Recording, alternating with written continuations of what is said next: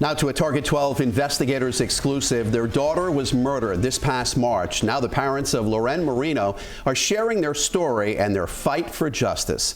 Thank you for joining us. I'm Mike Montecalvo. And I'm Shannon Heggie. We're also learning there's been a major development in this case. A local woman's been charged for allegedly buying the gun used in the murder-suicide.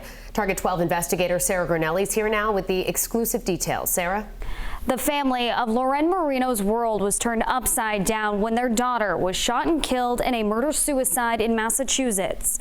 On Tuesday, Heather Costa of Warwick was charged with giving the gun to the killer. I couldn't even believe that it was happening to me. Christine Marino says her daughter Loren lit up the room when she walked in. She's amazing. So happy all the time. And the best attribute about her was she was so kind and caring. The 24-year-old who had a dream of becoming a nurse was killed in a murder-suicide in March in Haverhill, Massachusetts. Police say it was at the hands of Austin Amaral, who had been dating the victim for only a few months. I fought my whole life for my kids, for Loren. I continued to do so in her death. And although the pain will never go away, we do have some resolve.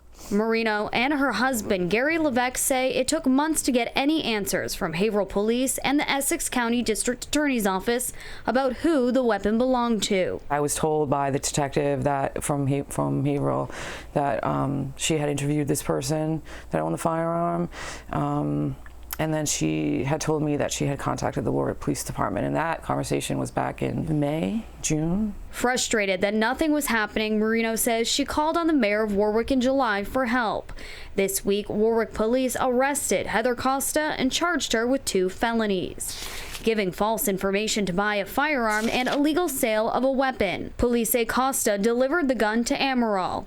Marino says she was told they were secretly seeing each other. They basically told us, please be prepared when you see the autopsy report. When I read the autopsy report Friday, my husband and I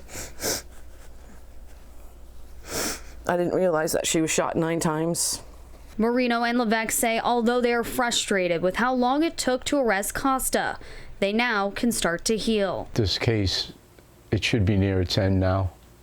If this can bring us some solace to our family and all of Loren's friends, then that's all we want. I talk to her every day. I told her I would never stop. I would never stop fighting for her and get her the justice that she deserves. And I didn't stop. Costa was arraigned on Tuesday and released on personal recognizance. She's due back in court in December, and she did not return repeated calls for comment. Coming up tonight at 6, the family is still looking for a home for Loren's dogs. With the Target 12 investigators, Sarah Granelli, 12 News.